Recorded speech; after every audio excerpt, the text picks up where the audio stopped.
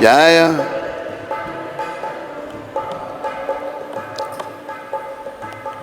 जय जय जय प्रभुपाद।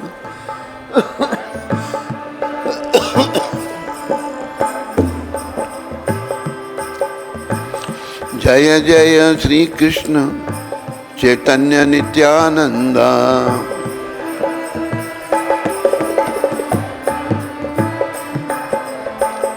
जय द्वैता चंद्र जय गौर भक्त वृंदा।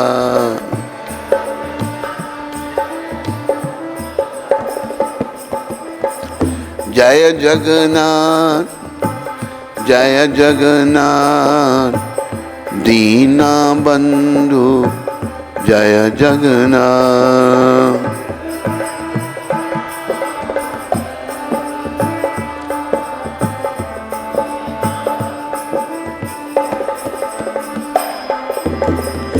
जय बलदेव जय बलदेव दया के सागर जय बलदेव।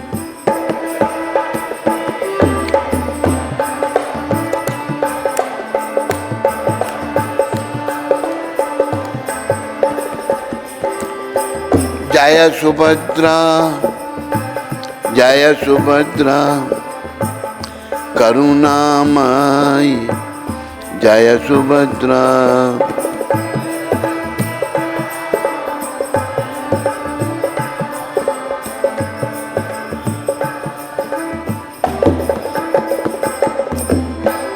जय सुदर्शन जय सुदर्शन भक्तों के रक्षक जय सुदर्शन।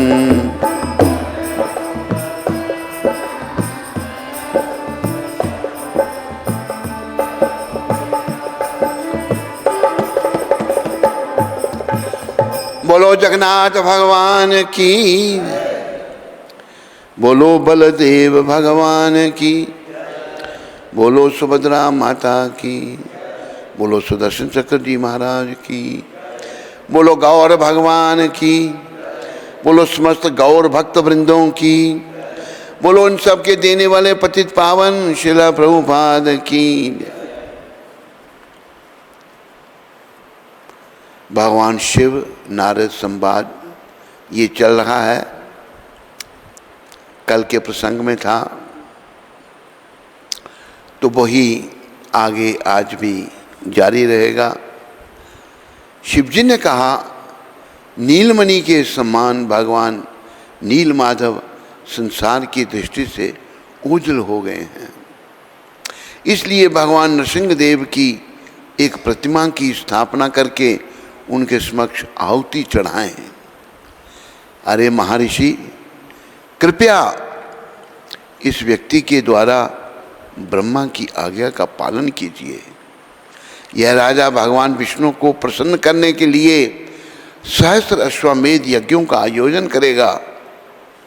भगवान स्वयं असहाय अवस्था में विचरण करने वाली आत्मा को शांति प्रदान करने हेतु दारू ब्रह्म के रूप में प्रकट होंगे। ये बड़े सुंदर शब्द हैं यहाँ पर। हम असहाय, भगवान स्वयं असहाय अवस्था में विचरण करने वाली आत्माओं को शांति प्रदान करने हेतु दारू ब्रह्म के रूप में प्रकट होंगे। हम सब असहाय हैं, कोई हमारा सहारा नहीं है। तो भगवान जगन्नाथ जी आएंगे। राधा नील माधव तो बेचारे अदृश्य हो गए, लेकिन अभी दारू ब्रह्म भगवान आएंगे, वो ही शंकर भगवान कह रहे हैं। इन अनुष्ठानों के द्वारा होने पर आपकी सहायता के लिए विश्वकर्मा आएंगे। इनके बाद आपके पिता ब्रह्मा जी स्वयं आकर काष्ठ से निर्मित भगवान की अर्च विग्रहों की स्थापना करेंगे। भगवान शिव से ये निर्देश प्राप्त करने के बाद नारद मुनि ने उन्हें आदरपूर्वक प्रणाम किया। भगवान शिव नारद मुनि को निर्देश देकर अदृश्य हो गए। बोलो शंकर भगवान की, बोलो देव ऋषि नारद जी महाराज की। तत्पश्चात महाराजा इंद्रदुम्न का पूरा दल भुवनेश्वर से बाह्य दक्षिण दिशा में पुरुषोत्तम क्षेत्र की ओर चल पड़ा।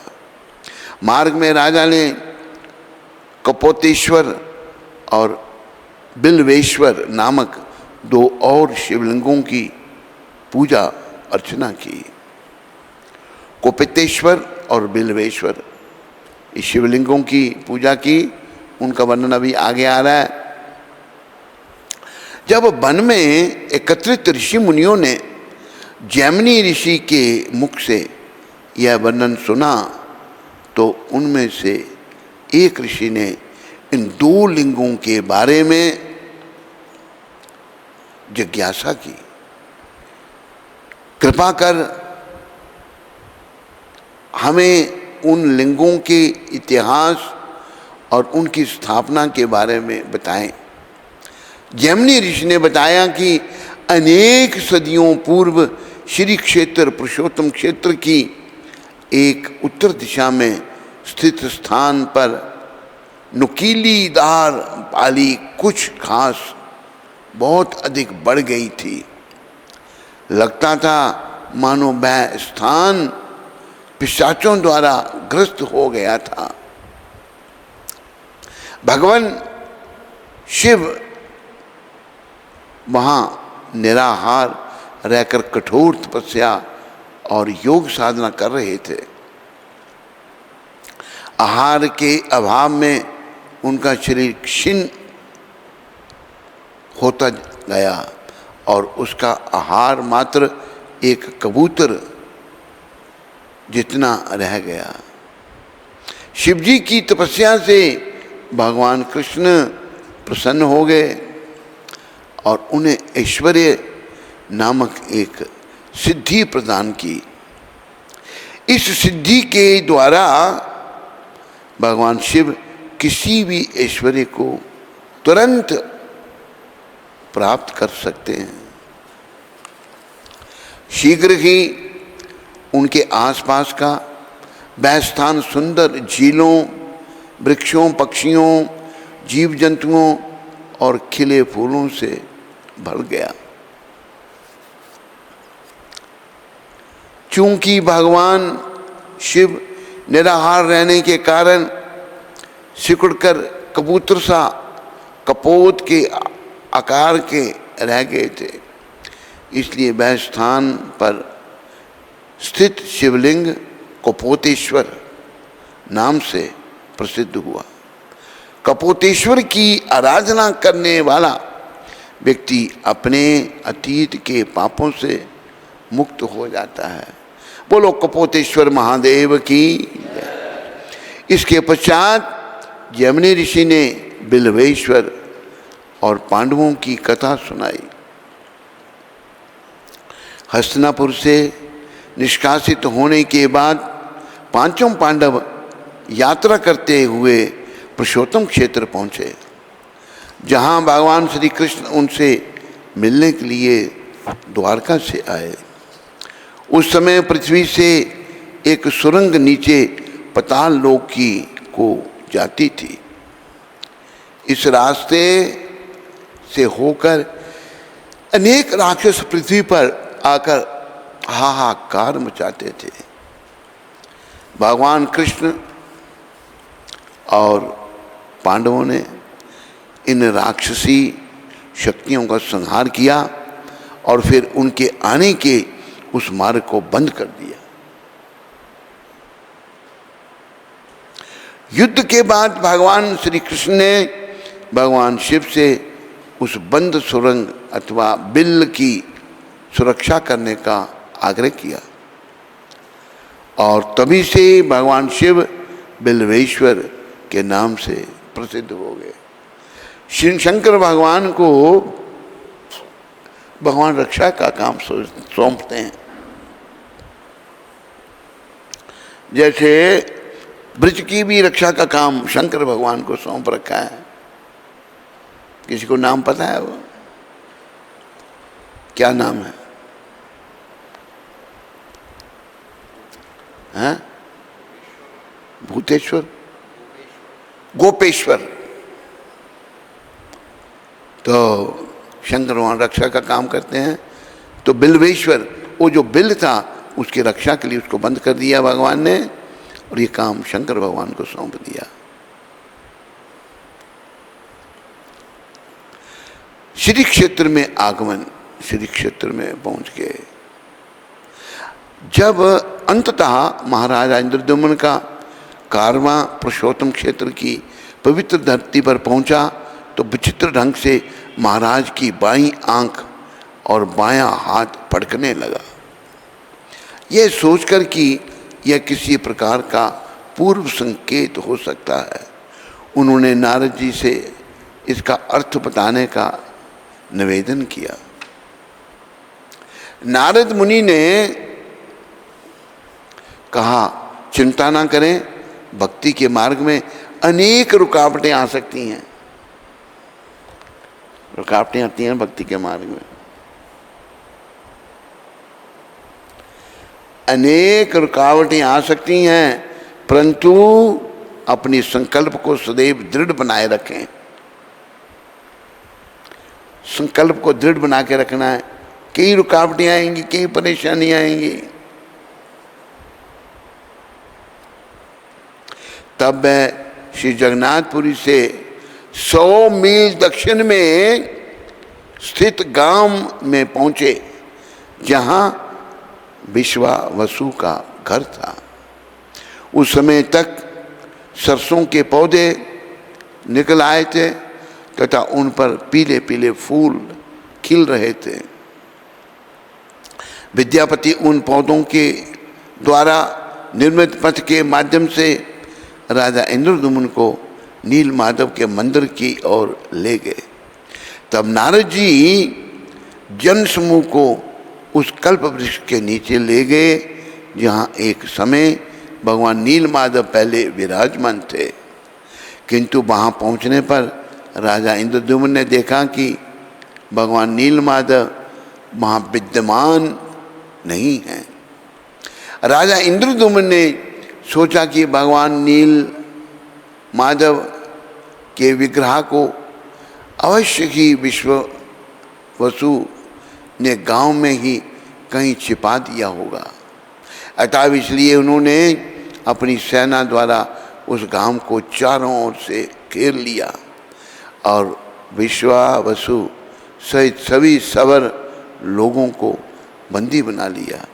नारद मुनि ने राजा से कहा, नारद मुनि ने राजा कहा, जिस दिन विद्यापति इस स्थान को छोड़कर अवंती के लिए वापस लौटे थे, उस दिन एक भयानक तूफान ने इस स्थान को तहस नहस कर दिया था।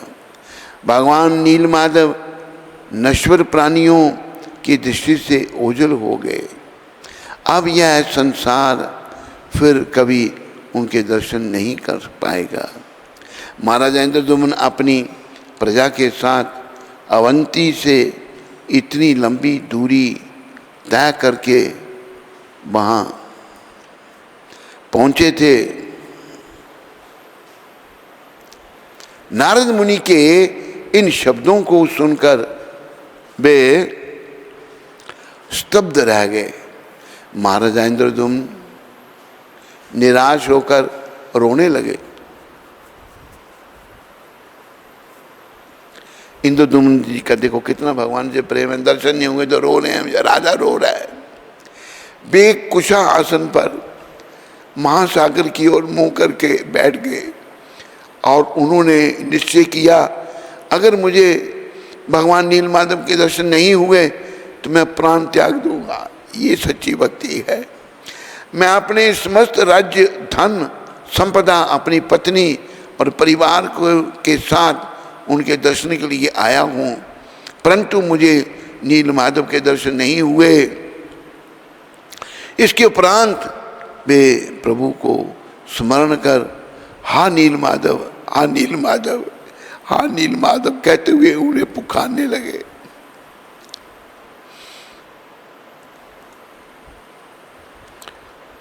अब सौंप दिया इस जीवन का, सब भार तुम्हारे हाथों में, सब भार तुम्हारे हाथों में। अब इस जी सब भार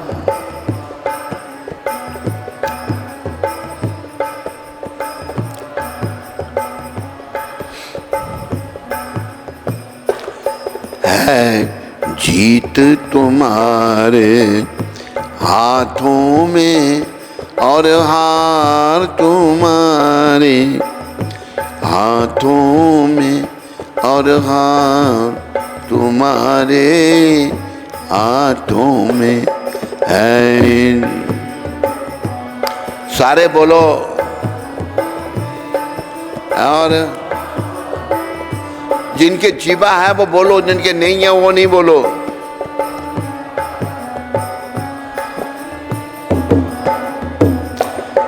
मेरा निश्चय बस अब एक यही, एक बार तुम्हें पा जाऊं मैं।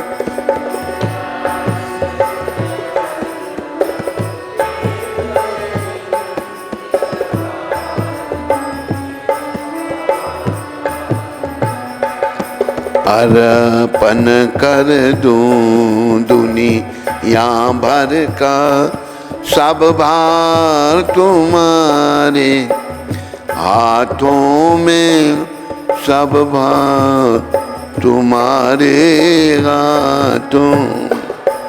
अर्पण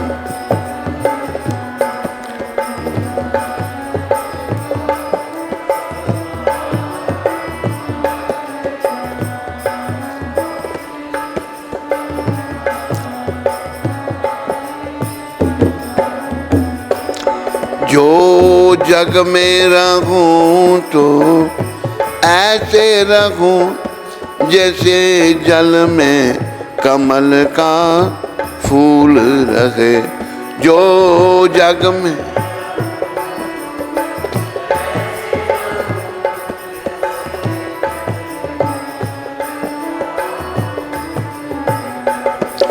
मेरे गुण और दोष समर्पित हूँ करतार तुम्हारे हाथों में, करतार तुम्हारे हाथों में।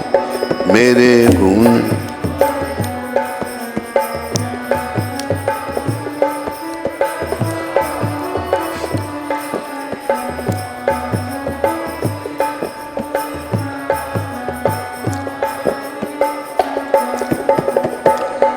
यदि मानुष का मुझे जन्म मिले तो तब चरणों का पुजारी बनूं।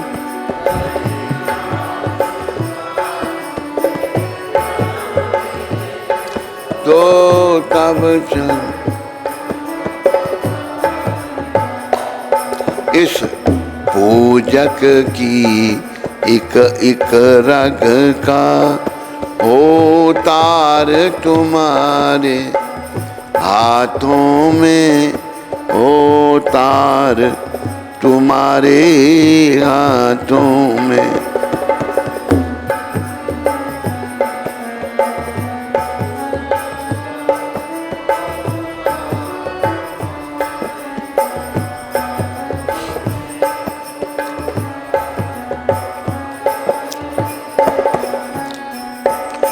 जब जब संसार का कैदी बनूं निष्काम भाव से कर्म करूं। जब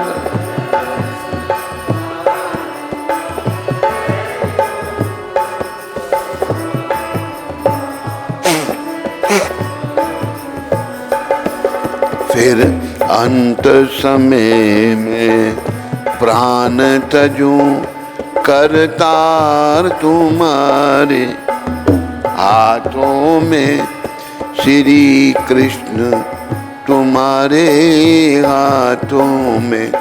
फिर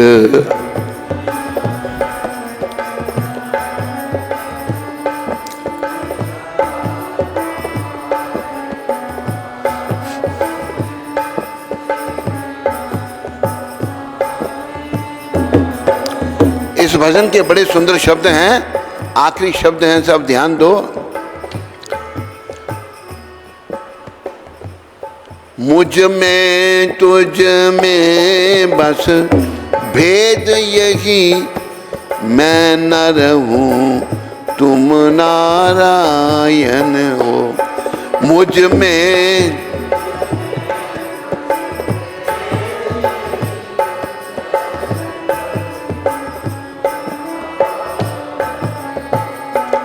मैं हूँ संसार के हाथों में, संसार तुम्हारे हाथों में, संसार तुम्हारे हाथों में। मैं हूँ संसार हाथों में, संसार।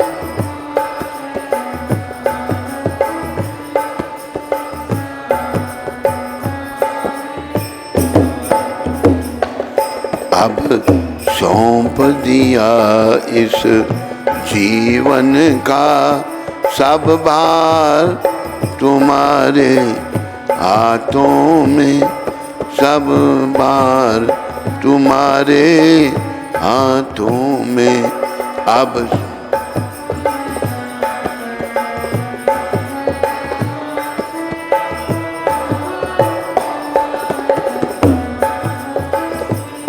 धन्य हैं महाराजा इंद्रद्युम्न, जिनका इतना भाव था, वहां बैठ के बेचारे, प्रभु मुझे आपके दर्शन चाहिए, रो रहे हैं। ये भावना सीखनी है हमने भी रोना है भगवान के लिए। हम अपने बुरे कर्मों के फल के स्वरूप में रोते हैं, लेकिन भगवान के लिए कोई कोई रोता है। तो इंद्रद्युम्न महाराज से ये शिक्षा लेनी है कि कृपा करो इंद्रद्युम्न जी महाराज, आप कितने महान हैं। उन्होंने एक गहरी सांस भरी, लंबी सांस ली जैसे, और मूर्छित होकर भूमि पर गिर पड़े। महाराज इंद्रद्युम्न पृथ्वी पर गिर पड़े। उनके मंत्री तत्क्षण वहां पहुंच गए और कपूर मिश्रित शीतल जल उनके चेहरे पर छिड़कने लगे। उन्हें चेतना में लाने के लिए उन्होंने उनके शरीर पर चंदन का लेप लगाया और अगरू एवं कर्पूर से उनके शरीर को की मालिश की और ताड़ की पत्तियों तथा चमर से उन्हें पंखा झलने लगे। धीरे धीरे महाराज अपनी चेतना में लौटने लगे। नारद मुनि के शब्दों का स्मरण करते हुए महाराज इंद्रद्युम्न ने स्वयं को दीनहीन अनुभव किया। मैंने पिछले जन्मों में ऐसे क्या पाप किए थे कि मुझे यह दुर्भाग्य देखना पड़ रहा है। उन्होंने प्रश्न किया, मैंने कभी भी अपने राजकीय दायित्वों की अपेक्षा नहीं की। मैंने सदैव ही इस बात पर ध्यान रखा कि मुझसे कभी भी ब्राह्मणों या किसी अन्य व्यक्ति का अपमान ना हो। कितने महान राजा थे। विद्यापति ने ऐसा कौन सा पुण्य कार्य किया है कि वे भगवान नील माधव के दर्शन कर सके। हे नारद जी, आपको आरंभ से ही यह ज्ञात था कि भगवान नील माधव अंतर्ध्यान हो गए हैं, फिर आपने मुझे इस निर्जन स्थान पर अपनी समस्त प्रजा को लेकर क्यों आने दिया। यदि मुझे श्री हरि के दर्शन प्राप्त नहीं हुए तो फिर यह साम्राज्य मेरे किस काम का है। भगवान की कृपा के बिना मुझे एक पल भी जीवित रहने की इच्छा नहीं है। हे मुनिवर, कृपा करके मेरे पुत्र के राज्याभिषेक का प्रबंध करें। उसके शासन में लोग प्रसन्न रहेंगे। मैंने ये निश्चय कर लिया है कि मैं यहाँ अकेला रहूँगा। मृत्यु पर्यंत उपवास करूँगा। कैसे थे महाराजा इंद्रद्युम्न जी? और भगवान पर ध्यान लगाऊंगा। इतने में आकाशवाणी हुई, हे राजन, शबर लोगों को छोड़ दो, मैं इस जगत में नील माधव के रूप में तुम्हें दर्शन नहीं दूंगा। आकाशवाणी भगवान ने बता दिया, किंतु मैं जगन्नाथ, बलदेव, सुभद्रा और सुदर्शन चक्र, इन 4 रूपों में प्रकटित होऊंगा। महासागर के निकट स्थिर बड़ी कम मुहाना के समीप प्रतीक्षा करो। दारू ब्रह्म लकड़ी के रूप में, स्वयं भगवान के रूप में मैं महासागर में आऊँगा। मैं एक विशाल सुगंधित लाल वृक्ष की लकड़ी के रूप में प्रकटित होऊंगा। उस पर सर्वत्र शंख, चक्र, गदा और पद्म आदि के चिन्ह अंकित होंगे। मेरे उस दारू ब्रह्म रूप को वहाँ से निकालकर तुम उनसे 4 विग्रह बनवाना और उन्हें मंदिर में स्थापित कर पूजा अर्चना करना। नारद मुनि ने राजा को ढांढस बंधाते हुए कहा, राजन, जो लोग श्रेष्ठ अथवा दीर्घकालिक लाभ पाने की कामना रखते हैं, उन्हें बहुत धैर्यवान होना पड़ता है। हमें भी भगवत प्राप्ति करने के लिए, नारद जी के शब्द हैं, बड़ा धैर्यवान होना पड़ेगा, बड़ा सहनशील होना पड़ेगा। क्यों आप अपने जीवन का अंत करना चाहते हैं? इस भौतिक जगत में अनेकानेक जन्म लेने के बाद ही जीवात्मा को मानव योनि प्राप्त होती है। ये भी याद रखो सारे, कई जन्म लेने के बाद मानव का शरीर मिलता है। ये मानव योनि बड़ी ही दुर्लभ है।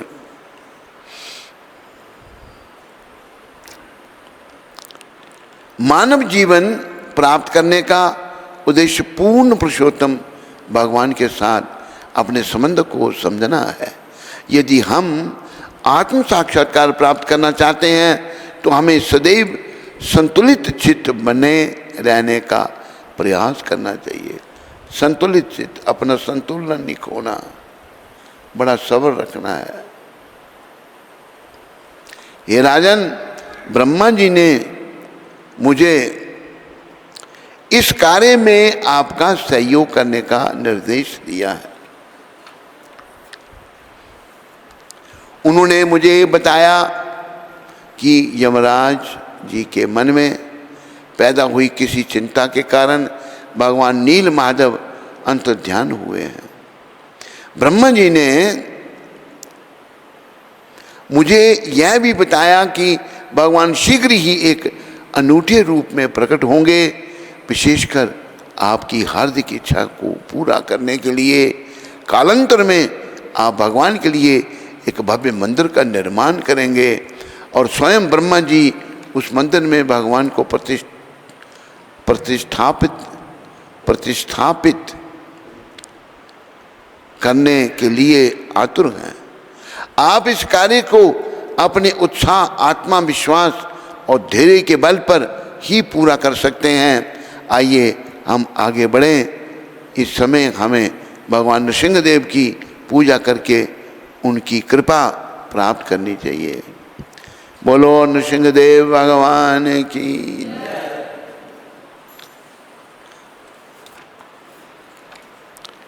नारद जी बातों से सांत्वना और प्रोत्साहन प्राप्त करके राजा और उनकी प्रजा धीरे धीरे नीलकंठ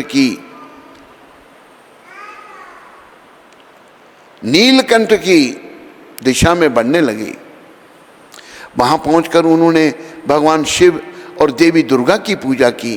बोलो शंकर भगवान की, बोलो दुर्गा माता की। रथों को पास ही छोड़कर वे सब नीलगिरी पहाड़ी के चारों ओर फैले घने जंगलों के बीच से पैदल ही आगे बढ़ने लगे। परंतु घनी झाड़ियाँ और पेड़ पौधों के झुरमुट के कारण उनकी गति मंद पड़ गई।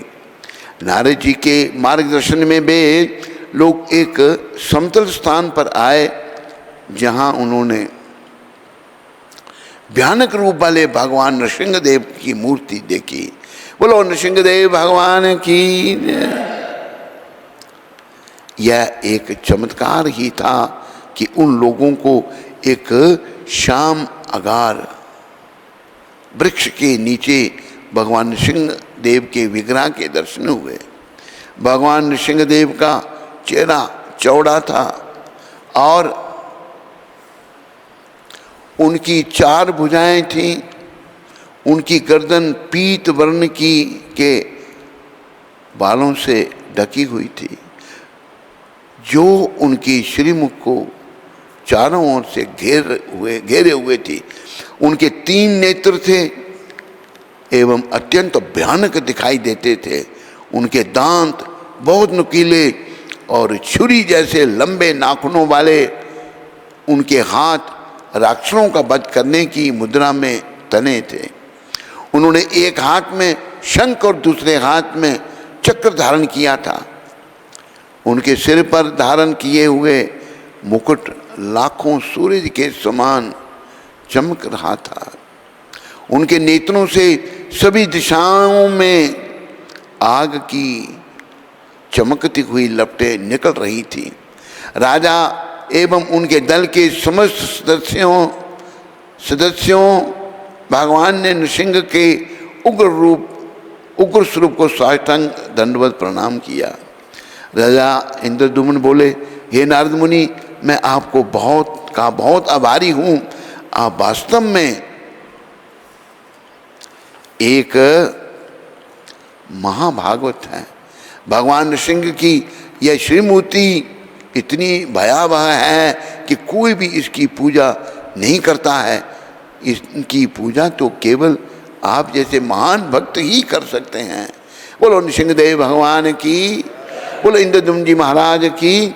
इस पवित्र स्थान तक पहुंचने में मेरी सहायता करने के लिए मैं हृदय से आपका धन्यवाद देता हूँ। तब नारद मुनि भगवान नृसिंह की महिमा का वर्णन करने लगे। नृसिंह भगवान के दर्शन मात्र से करोड़ों ब्राह्मणों की हत्या के पाप से मनुष्य को मुक्ति मिल जाती है। भगवान के अतीब उत्तम स्वरूप के दर्शन मात्र से मनुष्य को समस्त आपदाओं एवं भयों से मुक्ति मिल जाती है। बोलो नृसिंहदेव भगवान की। नमस्ते नरसिंहाय नाम प्रहलाद दायिनी।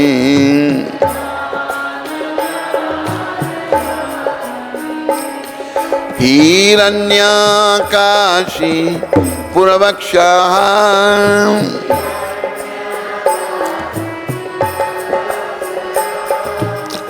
शिलतंखा निखालाए।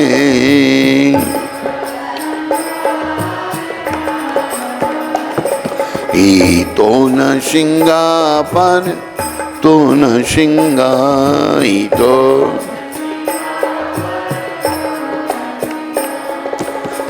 यतो यतो यामित तो न सिंगा।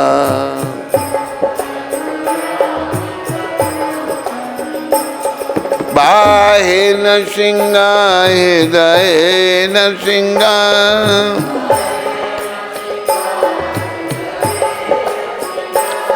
बाहे नरसिंह हृदय नरसिंह।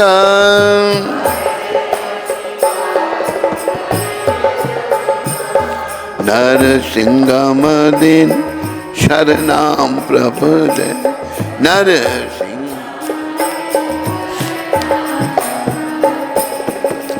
तब कर कमल बरे नाखा अद्भुत श्रृंगा। दालिता हिरण्यकशिपु तनुभृङ्गां केशवग्रीता नरहरिरूपां जय जगदीश हरे जय जगदीश हरे जय जगदीश हरे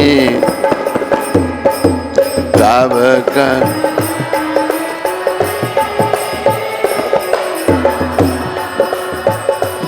हरिवा हरिवा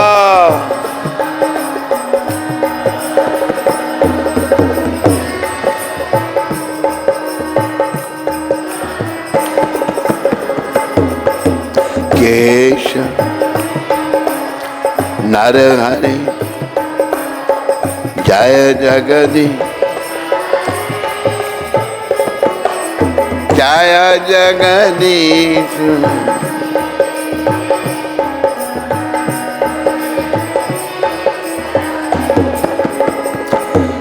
जय नरसिंह दे नरसिंह दे प्रहलाद महाराज जय प्रभुपाद जय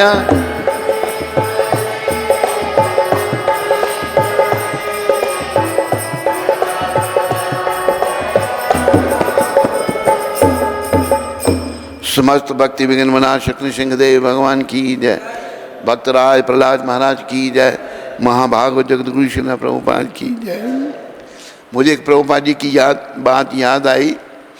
प्रभुपाद जी ने बड़ी कठिनाई से ये आंदोलन स्थापित किया। ये आंदोलन की देन है। लॉस एंजलिस में प्रभुपाद थे। लॉस एंजलिस को प्रभुपाद जी ने अपने वेस्टर्न वर्ल्ड का हेडक्वार्टर बनाया। वहाँ से स्वास्थ्य खराब हो गया इनका।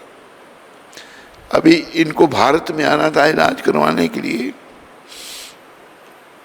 तो सारे भक्तों को इकट्ठा किया और प्रभुपाद कहते हैं मैंने सब कुछ दे दिया, अपनी पुस्तकों में सब कुछ कह दिया है। अभी आप सब वैसा करो, मैं अभी भारत में जा रहा हूँ, पता नहीं वापस आऊँगा या नहीं आऊँगा। भक्त लोग तो बिल्कुल हर समय भगवान पर निर्भर रहते हैं।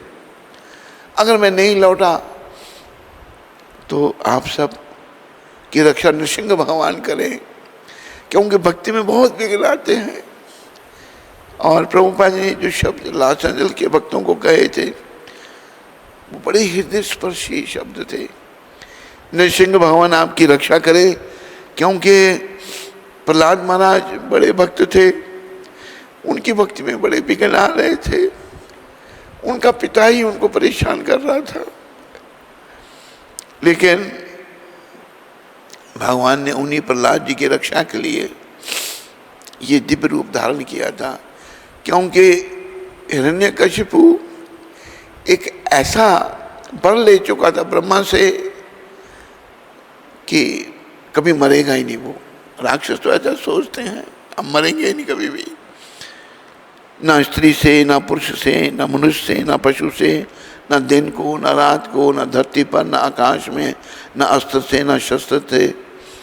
तो भगवान ने जो ब्रह्मा जी के दिए हुए वर थे सब पूरे किए और समय आने पर हिरण्यकशिपु को मारा तो प्रहलाद महाराज की रक्षा हुई। तो प्रभुपाद जी ने सबको नृसिंह भगवान की शरण लेने के लिए, हमारी भक्ति में बहुत विघ्न आते हैं, लेकिन हम मूर्ख लोग इधर उधर भटकते हैं, अपना मन मलिन होने के कारण अपराध करते हैं, भगवान से दूर चले जाते हैं। ऐसा ना हम करें। हमने भगवान के निकट आना है। भक्ति में जो भी विघ्न आए उसके लिए हमें प्रभुपाद कृपा से नृसिंह भगवान के चरण में प्रार्थना करनी चाहिए कि नृसिंह देव मेरी भक्ति में से समस्त विघ्नों का विनाश करो। सबसे बड़ा विघ्न तो हमारा मलिन मन है, दूषित हो चुका है, जो इधर उधर भाग रहा है। लेकिन नृसिंह भगवान बहुत दयालु हैं। तो जगन्नाथ कथा में आज नारद जी की कृपा से नृसिंह भगवान प्रकट हो गए हैं। अभी और जो विघ्न आएंगे उन सब का विनाश नृसिंह देव करेंगे। यही इंद्रद्युम्न महाराज बड़े प्रसन्न हो गए नारद जी का बड़ा धन्यवाद कर रहे हैं। जंगल में ये विशाल काय मूर्ति भगवान की मिली और एक शब्द कहे नारद जी ने कि इनकी पूजा भक्त ही कर सकता है, और आप भक्त हैं, इंद्रद्युम्न महाराज भक्त हैं, तो आप इनकी पूजा करेंगे और ये भक्ति में समस्त विघ्नों का विनाश करेंगे। बोलो नृसिंहदेव भगवान की, बोलो प्रहलाद महाराज की, बोलो पतित पावन श्रील प्रभुपाद की।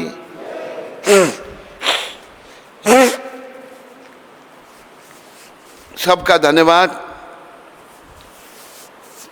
आज इस दिव्य कथा को, जगन्नाथ जी की कथा को यहीं विराम दिया जाता है, और इन सब की कृपा से, खास करके प्रभुपाद कृपा से,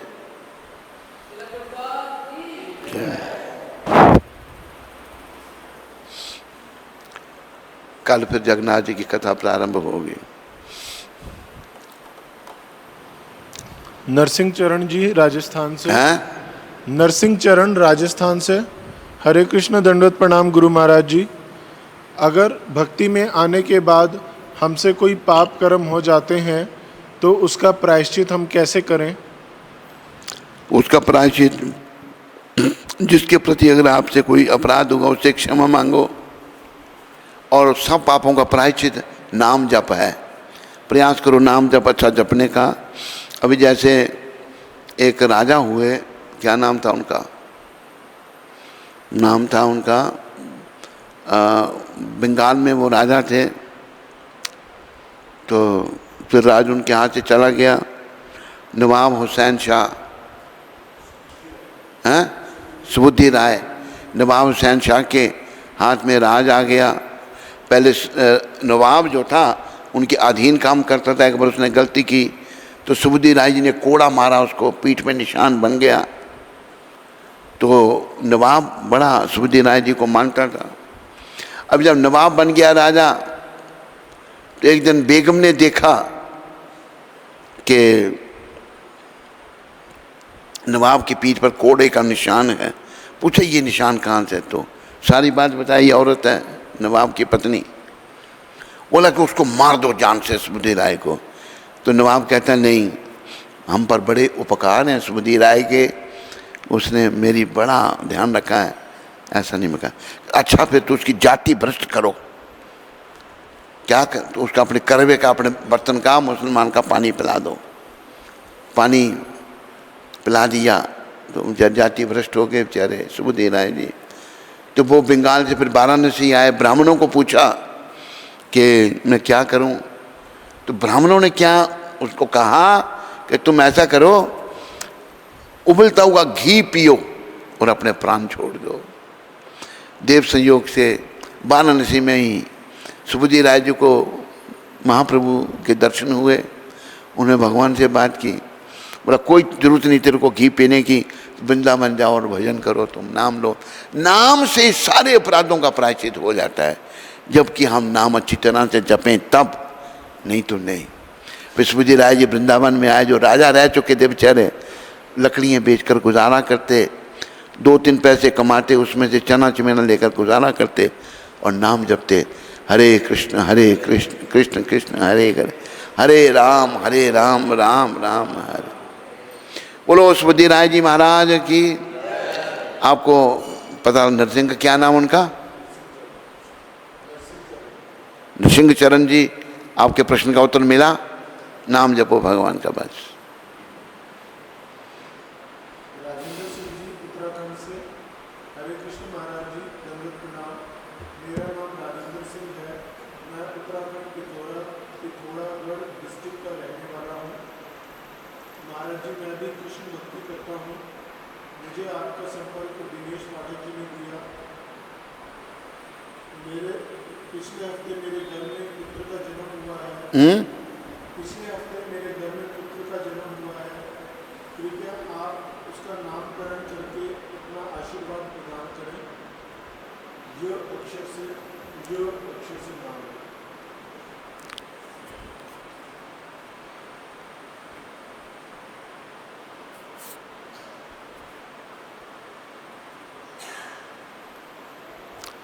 तो राज सिंह के नाम उनका, राजेंद्र सिंह जी, बड़ी अच्छी बात है। आप भक्ति में आए, भगवान ने कृपा किया आप पर, पुत्र रत्न दिया। आपके पुत्र का नाम होगा यदुनंदन दास।